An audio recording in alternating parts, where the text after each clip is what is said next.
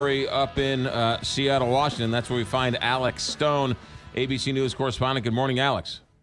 McGraw, good morning. Yeah, here in front of me right now, here in DuPont, the train cars still all over the overpass and all over the roadway below along Interstate 5. And now they've brought in large yellow cranes beginning to remove these cars and pick them apart, put them up, flatbed trucks to try to get them out of here to reopen up the freeway southbound and at the same time get the cars to where the NTSB can better inspect them at some off-site location. But the big headline overnight, you heard it there a second ago, 80 miles an hour on a 30-mile-per-hour curve.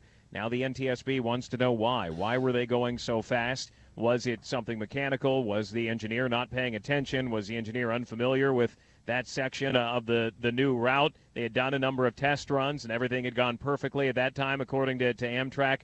A lot of questions about why this happened. This was it not the inaugural trip for this train and the tracks?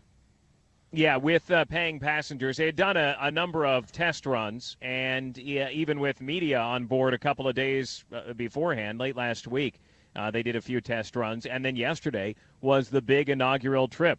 Just before this area, they in most of the media and who had been doing morning live shots and the dignitaries, mayors, they had all gotten off on the stop before in Tacoma. And then the train continued on toward Portland, and that's when this happened. If this had happened a couple of miles before, there would have been a lot more people on board. There were, when this happened, 77 passengers, 7 crew members, and incredibly, it's horrific that 3 people died, but incredibly, the number is only at 3, with all of those people, over 80 people who were on board, that it's 3 people who were killed in this, when you see the scene and the cars tossed around like toys. When they say it's a high-speed train, how is it expected to go like high speeds, or what do they mean by high-speed train?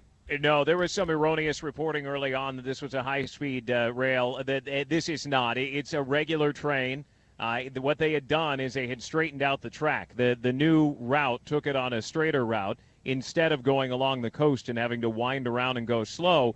That this one was going on straightaways, so it could get up to 80 miles an hour. The Acela and other high-speed trains, but the Acela along the East Coast, that is a true high-speed rail train and gets way up there beyond 80 miles an hour. 80 is relatively slow compared to a high-speed train, but was fast for this area, but should not have been taking this curve at 80 miles an hour. This is a 30-mile-an-hour zone that they should have slowed down. And I guess a miracle that there weren't cars on the road when this thing crashed?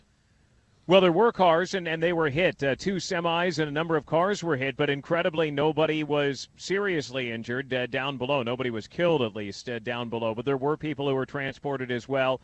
There were 80-some who were on board and over right around 100 who were transported. The others who were transported were from the cars and the big rigs down below. And those who saw it happen from Interstate 5, they say it was like watching a slow-motion movie, that they saw these train cars beginning to topple and then slowly come down and fall, that they couldn't believe what they were seeing, that just your mind can't comprehend. You're driving along a freeway, and all of a sudden, as a train is passing above, the train cars go toppling all over. Oh, my goodness. Alex Stone, thanks for checking in. Be safe.